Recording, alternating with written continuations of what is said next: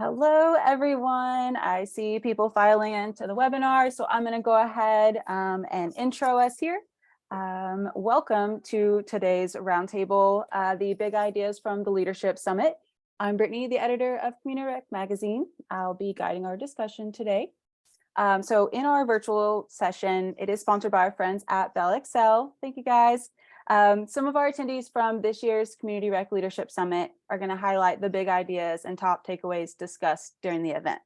So these topics are going to cover top revenue producing ideas, ensuring fair representation in staffing structures, supporting staff who work with youth and aiding in the youth mental health crisis, engaging all areas of an organization in fundraising, and of course, the future of community recreation and anticipating new opportunities. So I'm going to go ahead and introduce our panel today. As you see them, we have Sabrina Smeltz. She's the CEO of the Wakeman Boys and Girls Club. Anthony Walters, the president and CEO at the YMCA of Southampton Roads. We have Mike Brown, the president and CEO of the YMCA of Metropolitan Fort Worth. We got Jack Teel, he's the director at the Cottonwood Parks and Recreation. And we have Gary Bernstein, he's the CEO of the Jewish Community Alliance of Northeastern Pennsylvania. Got a lot of titles there. All right, so I want to first kick it off so you can just hear from our panel. I want to talk about networking because of course that's what we just did at the summit. So as a leader, I want to see just how important these networking events are to you and what your goal is when you walk away from these. So Gary, I'm going to start with you.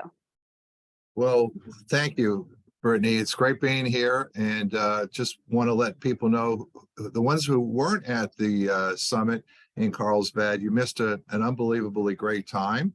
I think the biggest value for me, I talked to a lot of my colleagues who expressed the same thing, is that when you get the JCCs and the YMCAs and the Boys and Girls Clubs and the community rec agencies in the same room together, wow, what a powerful combination of leadership, of ideas. And I think the biggest takeaway was having so much of a diverse crowd there. It's just so valuable. Yeah. I'm going to go around my screen as I see everyone. All right, Jack, what about you? Yeah, good afternoon, everybody. Thank you, Bell Excel, for sponsoring this and allowing us to get out here in front of everybody and help discuss our experience at the recreation or the Community Rec Summit. So as Gary talked about, I think when you talk about networking, you're really talking about shared resources, and it's not always just down to your dollars and cents, but it's knowledge and ability. And whether we're solving a problem that's unique to me or a problem that reaches all of us at all levels, whether you're a JCC, a YMCA, a Boys and Girls Club, municipal recreation, a little bit different in how we operate, but all of our missions are the same and all of our purposes are the same. So when you're in a room with all of these leaders who have those shared experiences that you can pull from, I can connect with everybody and say, hey, have you experienced this and how did you handle it? So I think networking is a key to making sure that we're doing things in the best way we can with the most information we have, and helping people and moving our purpose forward. Yeah, I'm going to move on over to Mike. Hey everyone, I ditto what has been said. I will say that I've been to conferences for a long time, like the rest of us have. This by far was probably one of the best I've ever been to. And the reason for me is the relationships, the ability to be in a room and actually meet and sit and talk with 40 other leaders across the country. And you don't get to do that in most conferences. You're just shoveling, back and forth to different workshops. This was very intimate and very much a learning opportunity for all of us.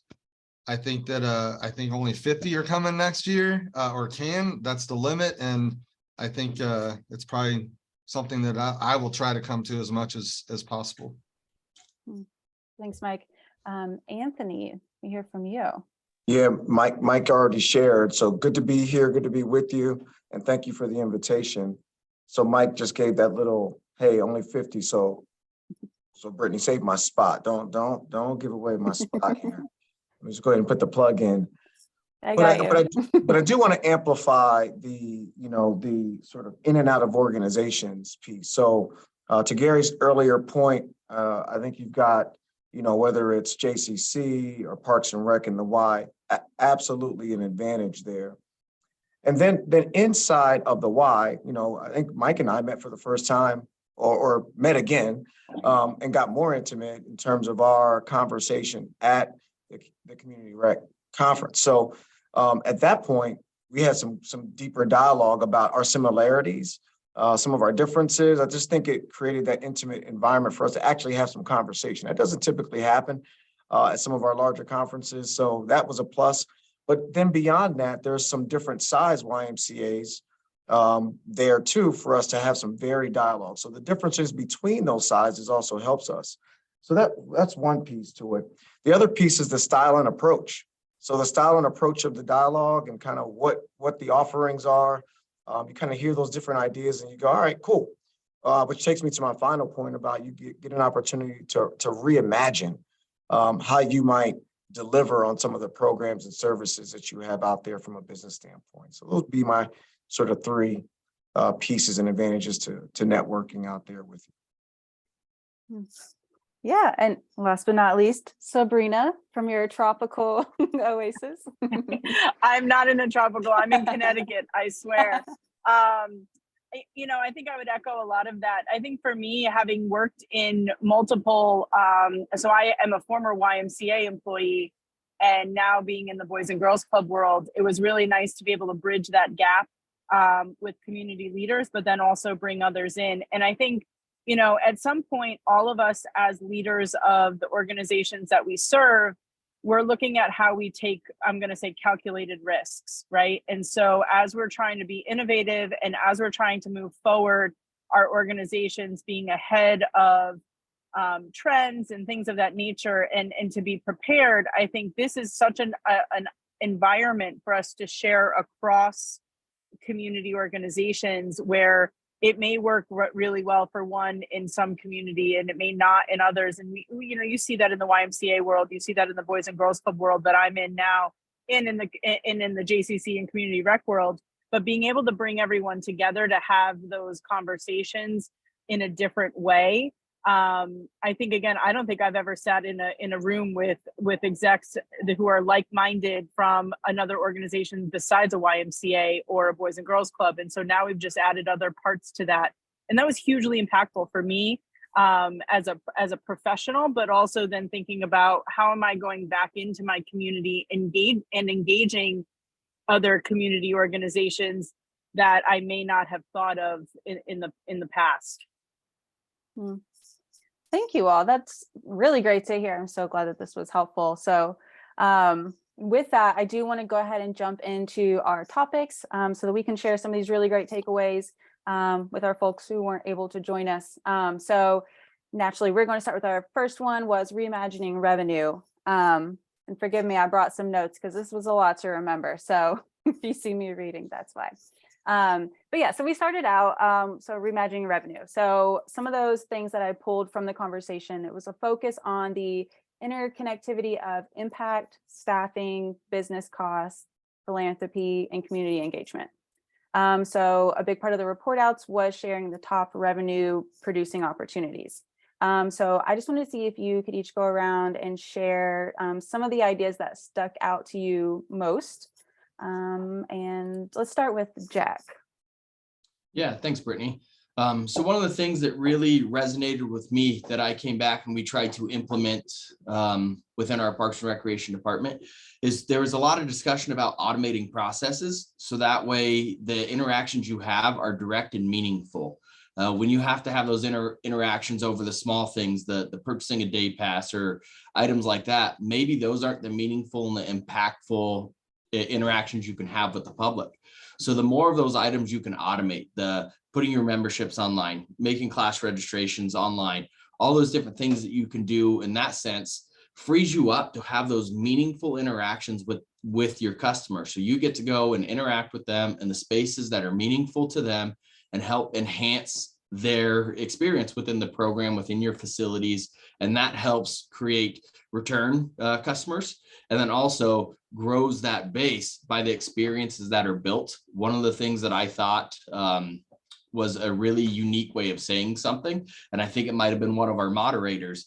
They said, we don't build buildings, we build trust.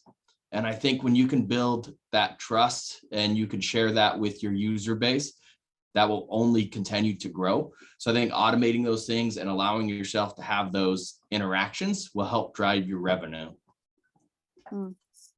Yeah. Anthony, did you want to go next on your thoughts? Oh, happy to. There's two things that well, sort of stuck out for me. And the first one, we sort of, I wouldn't say started, but we came out of the box with in Southampton Roads. And then we heard it a couple of times. So we feel like we're on the right track here. So we launched 24-hour access in terms of membership. And what I can say about it, having had like almost a year and some change, year and a half now under our belt, is the advantages are around retention. So it will keep some of your members a little bit more happy around the bottleneck that might occur on the front end or the back end of the opening and closing of your facility. Secondly, it may unlock new demographics. So if you have some members of your community that work in an hour that may not be considered traditional, it may help with them identifying your Y as a place that they want to sort of see as viable for them. And then finally, new units and sales. We celebrated maybe a month or so ago, month and a half, 10,000 units to our association since we started that launch. We have in 18 of our 22 locations, and it has been quasi successful for us. So again, retention, new demographics, and certainly sales from that standpoint with really a nominal investment in the grand scheme of things. So something that I heard resonate and repeated throughout our table time during those hours. And then secondly, childcare. The direction of our country right now is in childcare. It is a significantly trending area of revenue generation. And it is starting to close the gap on what we're doing in membership, and it creates great collaborative opportunities with our government, as well as philanthropic opportunities there as well. So childcare, it's a need, it's a pent up demand, big time waiting list. When I talk to some of our citizens and colleagues, and then obviously if we can reimagine our buildings to accommodate that and get the necessary expertise in place, it'll create significant revenue for our Ys. We are already in that business. How do we really enhance our buildings, facilities that we have as assets to accommodate that trending revenue line? Yeah. Sabrina, what about you? Yeah, so different business model, right, for a Boys and Girls Club. And so interestingly, when we talk about revenue, most of our revenue comes from fundraising. And so Anthony touched on this a little bit. It's how are we engaging our state and our local government, as well as our federal side and other foundations. So I think sort of spitballing a lot of those ideas have been really exciting, but then also taking some of the, I would say, your work smarter, not harder conversations around, okay, if we're not generating revenue, so membership for us doesn't drive revenue, right? That's like our lowest part of our book of business, but how are we retaining and keeping our families and our youth engaged are the same kind of conversations that you would have at any other community organization. So I think looking at being innovative, to be resourceful, economical, work smarter, not harder, have been those priorities that I took away from this. Like, what can I switch from I'm going to say my old Y hat to a Boys and Girls Club hat that's still similar? And then also, how are we accessing revenue, and what is really the definition of revenue? So fundraising is also revenue in a lot of different ways. And so building relationships, someone talked about it at, we're building relationships at the speed of trust. That's not a necessarily measurable ROI, but really impactful on the other end. Yeah. Mike, let's get your thoughts. A lot of good has been said. I will tell you that this was, I mean, all these topics were exciting, but reimagining, I think, is the key word here. All of us have programs and models that have been in play for years. And I looked at reimagining as not necessarily trying to create something different, but looking at what we have that's already producing and being willing to completely change that model. You know, yes, I work for the Y, but do we need membership? Do we have to run it the way that we do? Can we customize something that, beautifully enters into the digital transformation of our world? Do we have to do it the way it was set out 20 years ago? Does childcare have to just be childcare? Can it be achievement and access to education? And so it just, for me, I looked at that and the idea that change is so hard for people that we get stuck in a model and a rut, that we may have high producing programs and services right now that we're not expanding or tapping into that produce more opportunities. I will highlight that the one is philanthropy. And there is such an opportunity to change the entire revenue model, but we have to look at philanthropy so much differently than we currently do. It's not just an annual campaign. I believe in a comprehensive model that tells your community every possible opportunity that there is to be involved, and finding ways to connect people to the mission, to the cause, and to really see the future of our organization as 30 to 40% philanthropy and not 60 to 80% membership. That's going to give us the ability to create change and social enterprise and partnership and collaborations that go way beyond a building that for 30 years I've sat in. So I was really excited about this topic because it really challenged me to think, how are we going to do it? How are we going to be that change for our world, not just for Fort Worth? Mike, I just want to jump in because it made me think of like conversations we had at the summit too. We are like, I think of the YMCA, like you talk about membership and retention and all that stuff. Like, so you were talking about how systems already work, right? That work is how you are also prospecting fundraisers and donors and all of that stuff. So the engine's already there, right? Like, and so it's, again, how are we reimagining stuff we already know how to do? It's just new language. And that's like, I get all excited when we talk about this as we're back together again, because it's like, yeah, that's the stuff. Like, it's not rocket science, but it's just how we package it, right? Or just how we tell our story in a different way. But anyway, sorry to jump in on your court. It's really cool to think about, like, we are so adapt in all of our organizations. We adapt to an old model and try to fit a square peg in a round hole.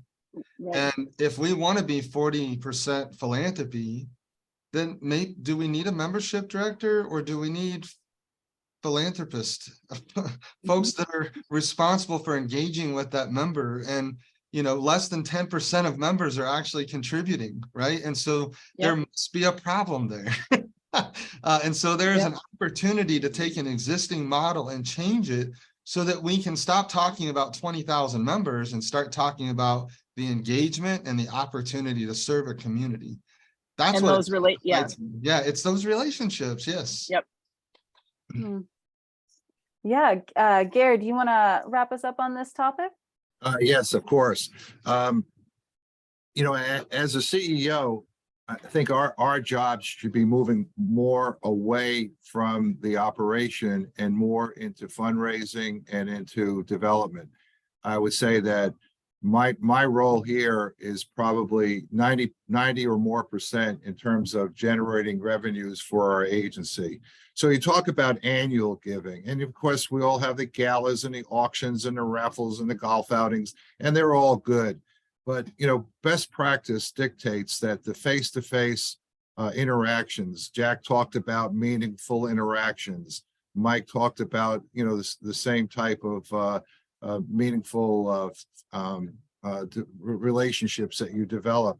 You know, it's the face-to-face. I mean, you know, it's a proven fact that 70 to 80% of people who give give because they've been asked face-to-face. So, you know, you talk about that comprehensive type of campaign, the capital giving, the planned giving, the annual giving.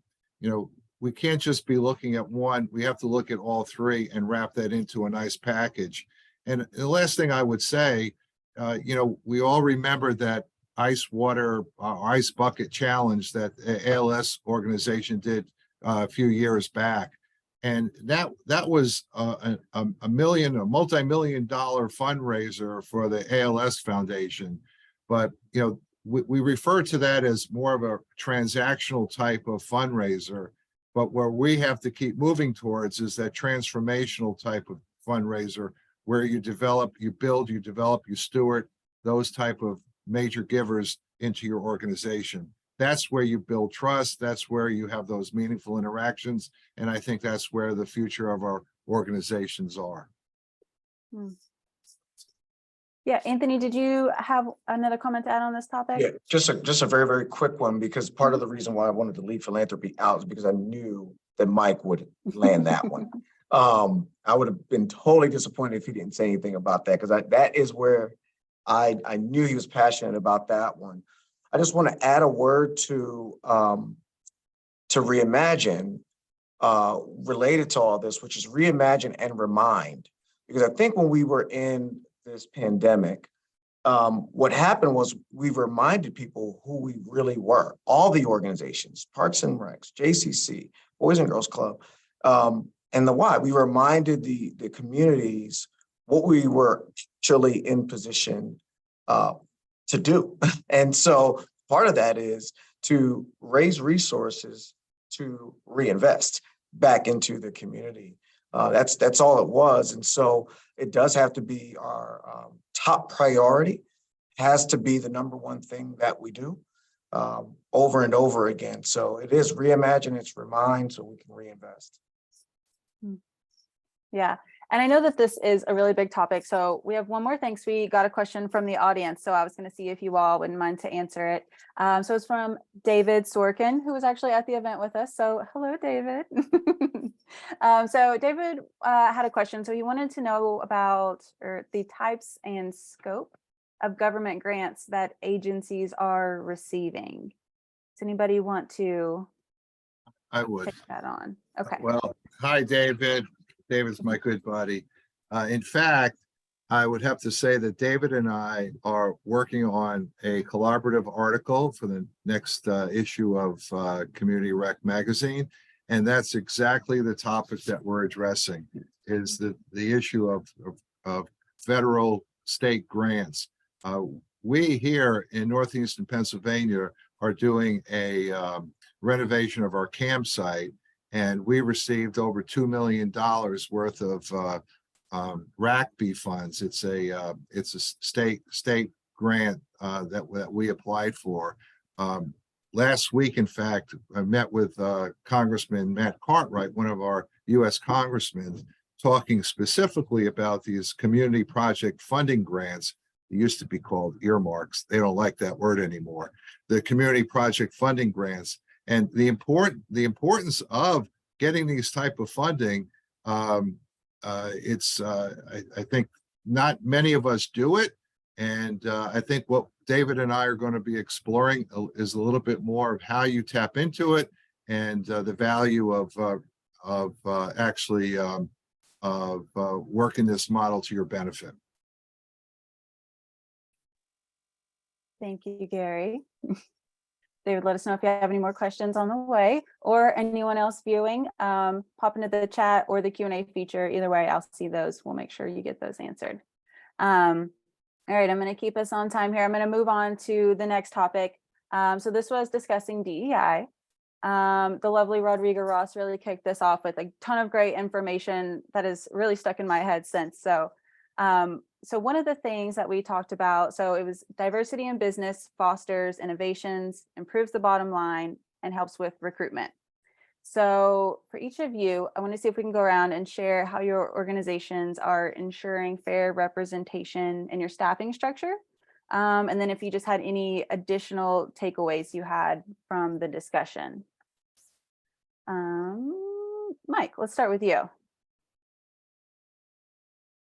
I felt like I was going to be chosen first. I'm trying to like divvy up, everybody gets a chance to go first. All right. So our organization has gone through an amazing amount of change. I've been here 2 years, just a little over 2 years. I would say that we are trying to do a better job. We are not there yet in leaning into DEI work. Part of that is by design, that we don't want to do it wrong. And in our community, I don't feel like we have multiple chances to represent this work.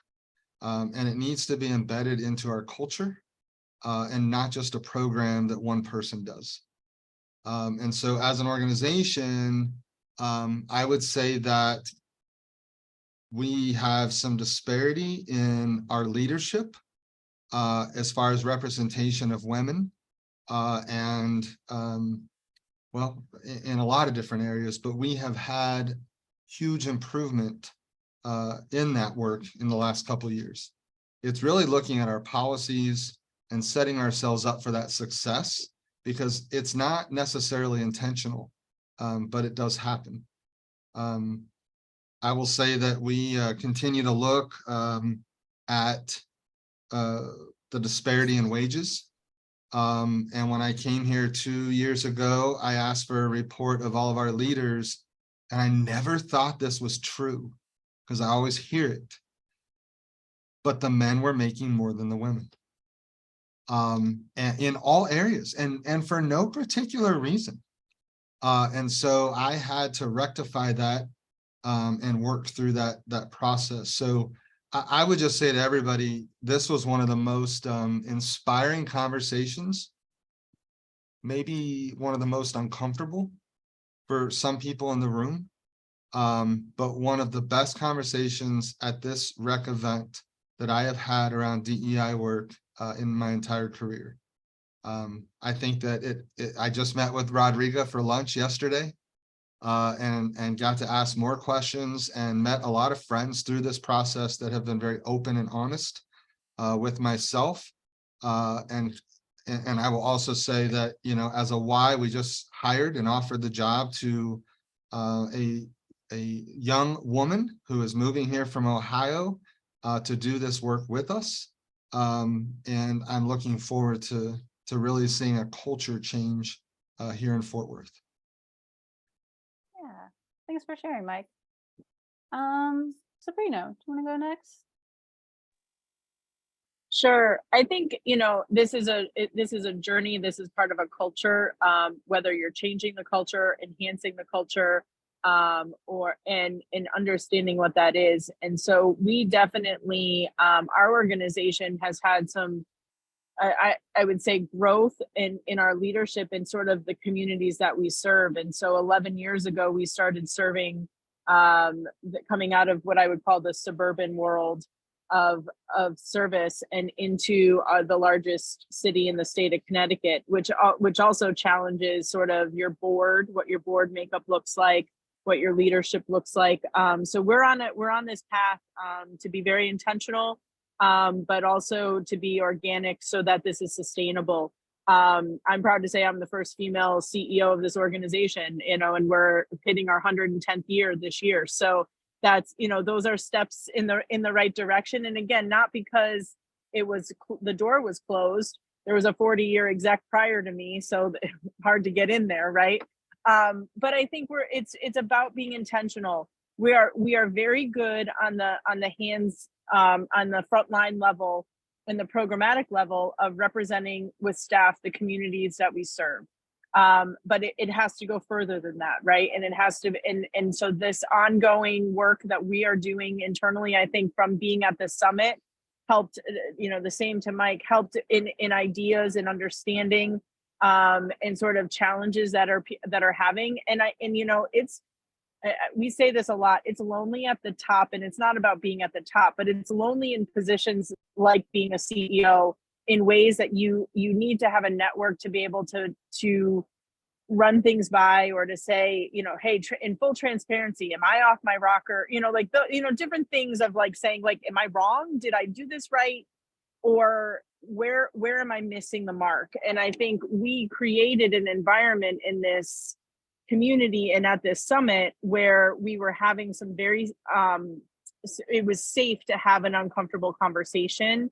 And where I think many may have been afraid to have those conversations or didn't know where to have them. And we were able to create that space. So it doesn't mean we have answers and everything all laid out, but we've now created an environment where we can work with each other, ask questions, and have resources that none of us had before, because it's hard to do that within your own organization.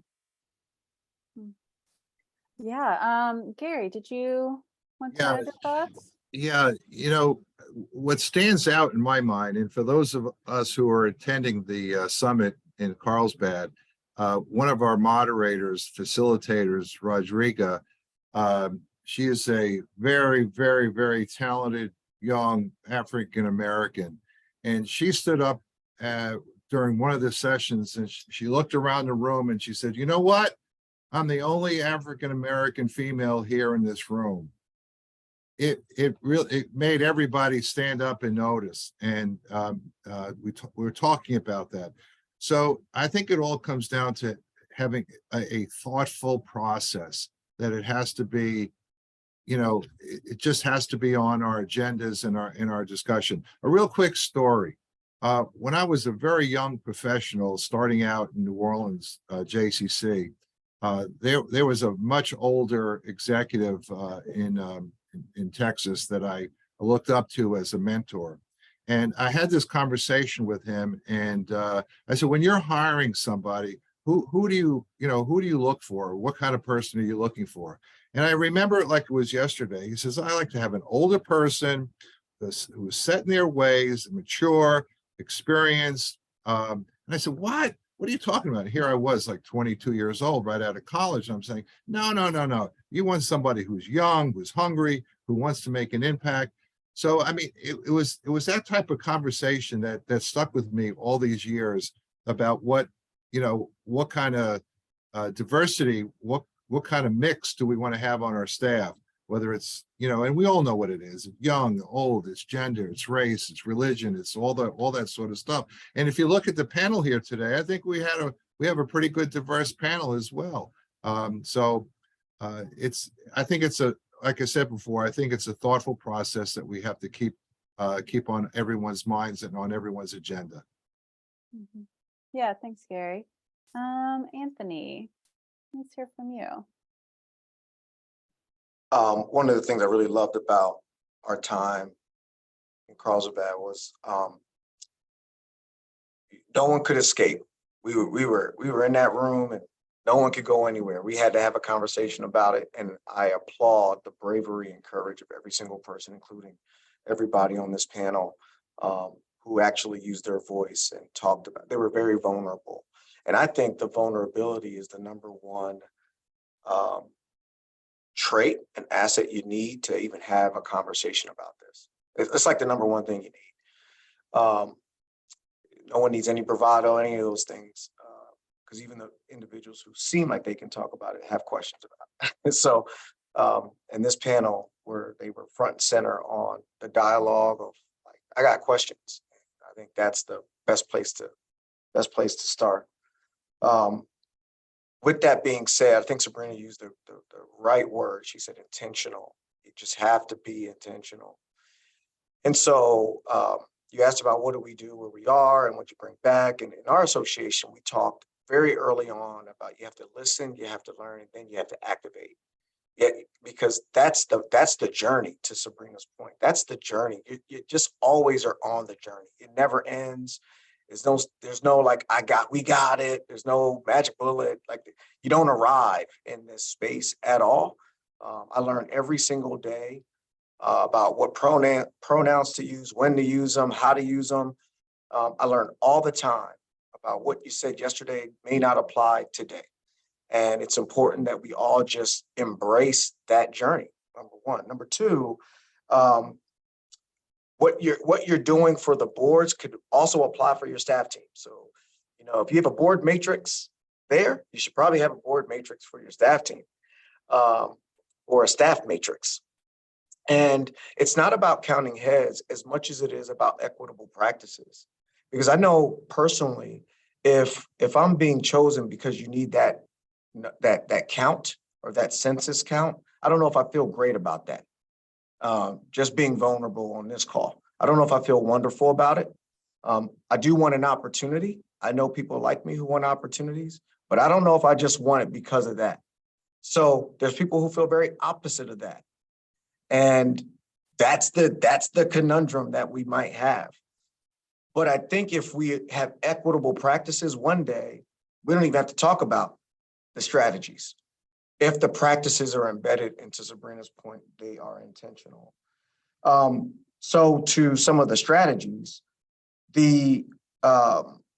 in my goals, I think Mike may have mentioned about compensation. In my goals, I have that 100% of our staff team will be paid equitably, or we'll have a plan to do so by the end of 2023. And I've made that transparent to all of my staff across the association.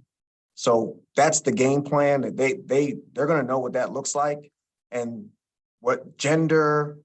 We'll have all of that out there, and we'll have a plan to make sure that they understand market against the why, against individuals inside of this organization, because we're that committed to it, because I want to eliminate those barriers. I want to have a plan to get after it if there's some inequity to it. We have employee resource groups to make sure that those conversations can happen amongst all the dimensions of diversity. And if someone wants to invent one, we're going to invent one, because I think if it's important to you, it's important to me. And so we're having all of those conversations and dialogues. We have a staff person who's the vice president of equity and belonging, and he's leading the charge for us to bring those issues and circumstances to us so we can deal with it. We have a diversity, equity, and inclusion committee who is fiduciary to our board. And so they're included there. We have a brand and visibility committee that also deals with issues as a matter of DE&I as well. And so whatever it takes for us to make this not just relevant, but important to our operational DE&I practice are things that we find to be sort of a business mandate, not just a nice to do or nice to have, but they're a business mandate, because we think there are inherent advantages to making sure our community sees us as diverse as well, or that diversity is important to us. And we know that that comes with a lot of dialogue as well. So we don't see inclusion by exclusion. We don't want to exclude anyone, but we want to include as many people as possible.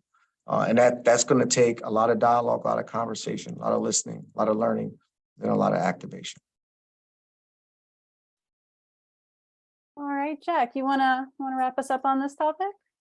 Yeah, absolutely. And I would first start by echoing everything that the panel said. I think a big takeaway from our conference was this specific topic. And as they said, we were all locked in the room, and as uncomfortable as others may have felt about it, I think that it was very rewarding to sit through this and hear from all different scopes and all different regions and all different areas that this is a common issue that everybody has to address. So I think one of the things that I brought up at the conference, and I bring this up anytime we talk about these things, is inclusion is not adaptive. Inclusion is ingrained into your policies, it's ingrained into your culture, and it's into what you do and who you are. And that starts with leaders, and strong leaders who are going to commit to that and hold people accountable to that. So those words that we used, equitable, intentional, those are things that are super important, and you as the leader have to be responsible and accountable to being equitable across your board, to being inclusive across your board. Doing those things in an intentional fashion is going to help. And again, ingrain it into your culture. When you talk about the pay disparity of things, there, have practices on that. Set your ranges, know what you're going to do, set those hiring limits, have review groups on things that you're going to do. Just make sure that you're setting those, you're being inclusive in that, intentional in that. And then another phrase that was brought up is inspect what you expect. So if I, as the leader, want this, I need to put measures in place to inspect that, to make sure that my expectations are being met throughout the entire organization from top to bottom at all different levels. So I think this is a big topic. I don't think that the topic ends here. I imagine that this is going to continue to be a topic at a lot of these recreation expos and community summits and things. And I would just encourage everybody on this call and everybody at this panel to keep championing this effort until we get it right. Yeah, absolutely. Thank you, Jack. Thanks, everybody. I know that was a huge topic, and then we moved right into another huge topic that I remember it being very heavy and very emotional, but we were talking about aiding in the youth mental health crisis. And honestly, I feel like this was something that really stuck out to me, just observing you all during this conversation and the emotion that was involved. But I think something that was interesting was how you all talked about the staff who work with youth, in which I think if you're, from outside, you're talking about the youth mental health crisis, you're thinking about the kids, but you're not thinking about the adults or other people who are helping support the kids. So I remember that just being like a wow moment of like, I didn't even think about that. So, and as leaders, and you have staff and employees. So I think, one of the questions that I wanted to ask about this topic was how your organizations are supporting the staff who are working with youth and families who are in these crises. So Sabrina, can we start with you this time?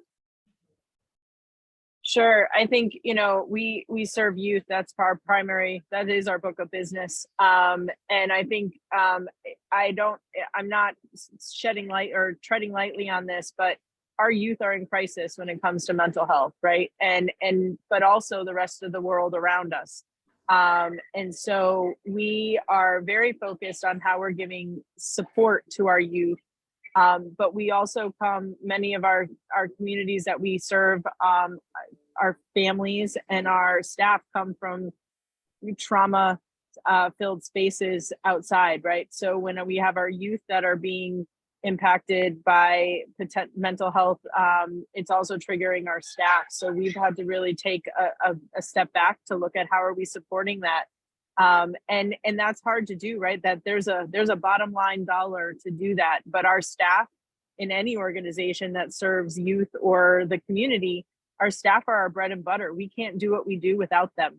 And so we are really engaging forces, community partners, and looking at funding from a bigger source, right? So Gary talked about access to government funding and things of that nature. This is when we have to start telling our story, and in our story of impact on youth as not just a child care center, as not just an after school or an out of school time. We are impacting our youth in ways that are community impacting. And so if we're able to talk in those ways, we're also able to get resources. So we've been able to do that for our organization, and being able to give the tools to our staff, because they all love working with youth, but they didn't go to school. Most of them didn't go to school for all of this, right? And so we're struggling, not because we don't love youth or love kids. We're struggling because all of us are struggling. And so how are we making sure that we can keep moving forward, but also giving them the resources? And, I spend many of my days having conversations about mental health and support from our school district, from our health department, from the state level, from private foundations, because that's important. And we're able to then enhance that. And we're working, and I think the other part of that is working with community partners, because we don't have to be the experts in this, and we're not the experts in some of this. And it's how are we utilizing our resources and others in the community? Yeah. Mike, I'm going to bounce over to you to share your thoughts. This was another conversation that highlighted a whole lot for me. And I will be vulnerable and tell you that we don't do a great job. We talk about wanting to support mental health with our youth, but we have to practice it at our level as well. And I am not doing a great job because I want to stand up and preach that we're going to take care of our staff. But then I send emails at 2 a.m. or I work on my vacation. I don't have time for me and my family. And I don't think that we can do this work if we're not going to practice what we preach. I will tell you, I came back from the summit and I gave all full-time staff an extra week of mental health days that they can use anytime without giving us any information, that they could know that they had that. If you need a day off and you just need it, no questions asked, it's your time. We, certainly have EAP. We're certainly talking a good game, but it's hard to convince leaders that we have to practice that ourselves. So I want to say that the resources are there. The money is there. The vacation time is there. We have all the things that would allow you to really focus on yourself, encouraging self-care and work-life balance, but we're not practicing it as leaders. And I think that until that happens, I would say that this is a failure for me because I haven't modeled it myself. Yeah, thanks for sharing, Mike. Anthony, you want to add on? Oh, you're going to let Anthony follow up? I could easily say that, Mike, you nailed it on a number of fronts, and so did Sabrina. So I can just amen corner both of what you said. What I would add is, yeah, we have all the things. I mean, from a staffing standpoint, back in 2021, when we did our strategic plan, we put, I don't even know if we knew what we were talking about. We put, here's how we're going to, get after mental health. I don't even think we understood the gravity of putting that language in our strategic plan in terms of what it means today. But we knew it was important, and not really realizing that the team members that we have, sort of the airplane analogy of put the mask over your face first before you can help someone else, or before you actually help someone else. And we did all those things, Mike. We did unlimited paid time off. We did telework. We did, you name it. We did it. Get paid every single day. We have a program where you can get paid every day. Like, take care of your needs.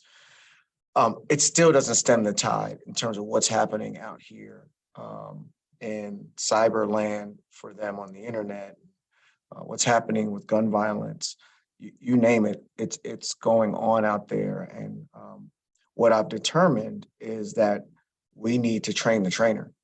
And so in addition to the online resources, we are researching and preparing to hire on consultants to train our team leaders who work with young people, specifically that group. We know that all of us do to some level, but the ones who are really at the front line of this are youth development leaders, the frontline leaders in before and after school camp, who are working with our teens. They are doing it every single day, and they're waking up thinking about it, going to sleep thinking about it. We need professionals who have been hired specifically to only train them to help give us the knowledge, skills to just deal with it at the surface level, because I don't think we can become certified overnight, but I do think they can give us some tools for our toolkit that might be able to help us, whether it's opening up before school or after school or during camp. We're going to need it. We're going to need that to survive what's happening out there, at least to see some of those signs that might be able to lead us to getting additional assistance as necessary. So, but to your point, I think you're right. Probably not enough, but going to have to help put a dent in it for now until we can figure out what the more comprehensive approach and strategy is going to be. I have a team inside my house, and I can tell you that I'm still trying to figure it out. When he's not, I think his phone does more talking to him than I do, and I talk to him a lot. So I get it. Yeah. All right, I'm gonna keep us on time because this is flown by. So I want to move to our fourth topic real quick and let Jack and Gary cover that. So if you don't mind, Jack, I'm going to direct this next question at you. We talked about fundraising and capital projects.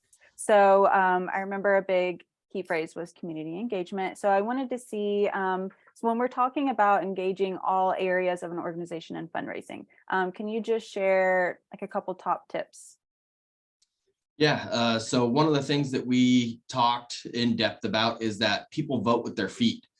So when you're looking at reinvesting, or when you're looking at what programs you add on, what's the next thing that your department, your organization is going to do, that starts with understanding what that community needs, and they vote with their feet. So they'll tell you what they want by where they're at, right? They'll tell you what they want by the programs that they're involved in. And just because you have a successful program doesn't mean it can't be more successful. It's successful because people are wanting that program. So reinvesting in that, doing your community surveys, and throughout all levels of your community too. You don't just want one area. So we had spoke there how in Dallas there is a very, very structured this side versus that side, and eliminating those barriers and coming together, and how some of their more successful facilities are in areas that weren't the more affluent area now. So understanding what that community need is, understanding what that community mix is, and then putting plans together, searching for those donors, explaining what the benefit is and what that long-term effect is going to be, and the value not only your donors get out of it, but the value it brings to your organization through that community, and how it changes those aspects, the opportunities it creates for people. I know back to the youth mental health crisis, Coleman Fung, who was the person leading that discussion, talked about 2/3 of kids have these mental health crises. Getting them into facilities is important to have those interactions. So people, again, vote with their feet. They're going to tell you what you want. Listen, see what they're doing, put a plan in place together, find your donors, do your grant funding, get your fundraising options going, and let that community input direct on what you're going to need. Yeah, thanks, Jack. Gary, do you have a couple tips to add? Just real quick, you know, we all work in the nonprofit sector. We all very, very mission driven. We all understand what drives us, why we're in business. You know, we're in business to help people. We're in business to change people's lives for the better. We're in business to strengthen our communities. And that's all very, very well and good. But the bottom line, how does that relate to, you know, keeping your doors open and keeping your lights on? And it's finding those fundraising programs, those revenue producing programs, and to find that balance between the mission, the bottom line, and also the revenue that needs to you know, keep the operation moving. So you know, we talk about fundraising, we talk about revenue producing programs, and again, you know, it's not just the membership director who's, you know, bringing in members. It's not just the development director who's doing all the fundraising. I think it has to be a collective. It has to be all of our responsibilities. We have to wear many hats, and I think it's everyone's responsibilities to look and work in these areas for the agency to be successful. Yeah, thank you.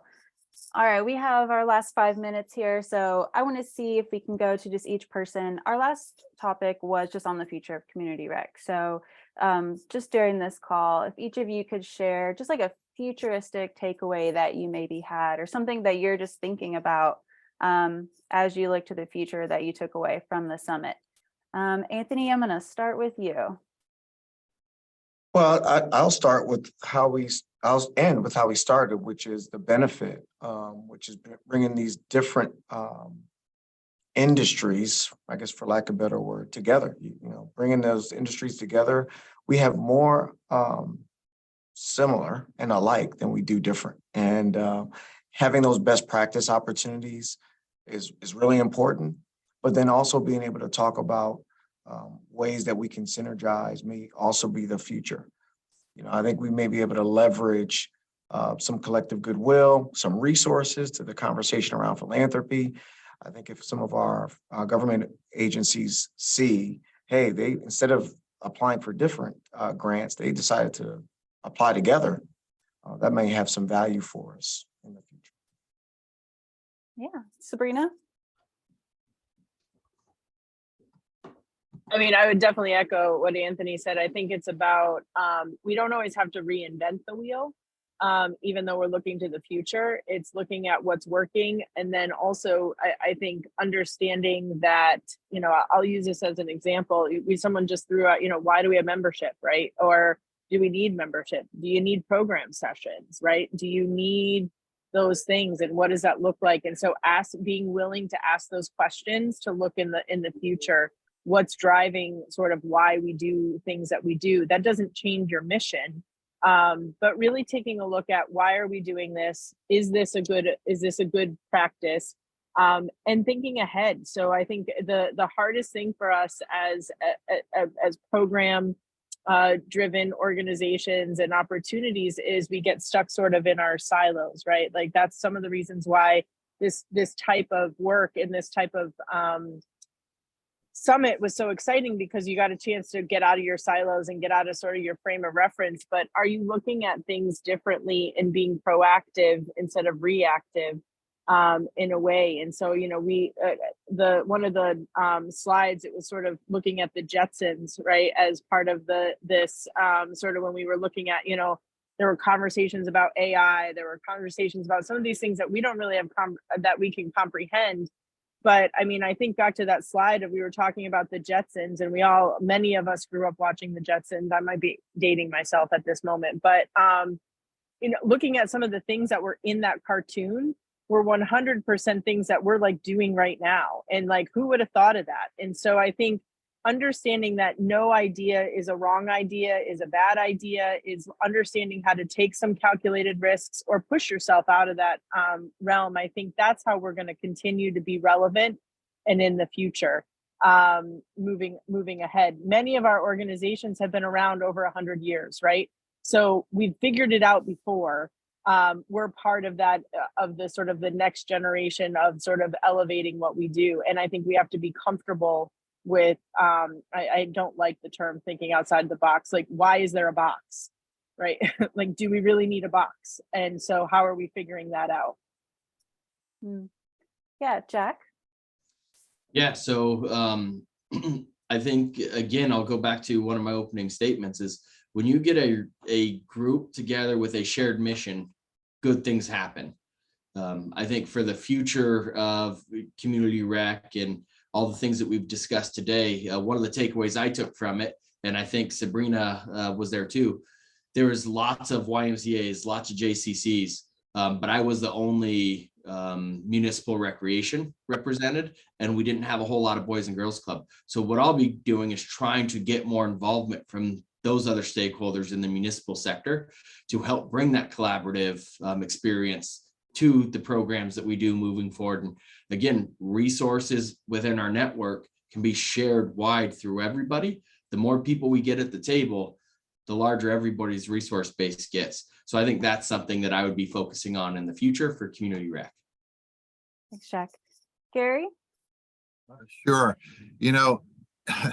We none of us have any crystal ball per se, but our funders are really demanding, and I love when Anthony said this, they're really demanding the collaborations and partnerships, agencies working together. Technology and AI, that might be the future, but I got to tell you a real quick story. We have a pickleball program here in our agency, and we have hundreds and hundreds of older, mature adults who play. And one of the complaints from an outsider was, oh, there's so many people, they have to wait. There's a long waiting to get on the court and play. But when we polled the members, they didn't care. They were there for the socialization. And here we're thinking about technology and AI and better ways and better programs and better this. A lot of times it's just about them being here, socializing, recreating, And so I don't know, just kind of want to bring that back to, so we don't lose sight of that. And talking as an old timer, that's where I'm from, and that's a big part of my practice. Thanks, Gary. All right, Mike, do you want to wrap us up here? Yeah, so I'm gonna wrap us up by giving you a couple quotes. All right. In times of rapid change, experience could be your worst enemy. The future belongs to those who believe in the beauty of their dreams. And the last one, you cannot create the future by clinging to the past. Perfect. Awesome. All right. I know I said I would keep us to an hour. We're like 1 minute over, but thank you all so much. I know your time is very important and I so appreciate it. And just being able to pick your brains, and then I got to see all of you all in person this year. So for anybody listening and for all of you here, I'm sharing information about our event next year. So we will be gathering in San Antonio, Texas at the end of February. I'll send out information, but if you would like more information, just email me, Brittany@peakmedia.com, but I'll make sure everybody knows about it. So thank you all again. Thank you all on the panel. Oh, Josh, it's good to see you, Josh, David. All right. Have a great day, everyone, and we'll see you next time. Thanks, everybody.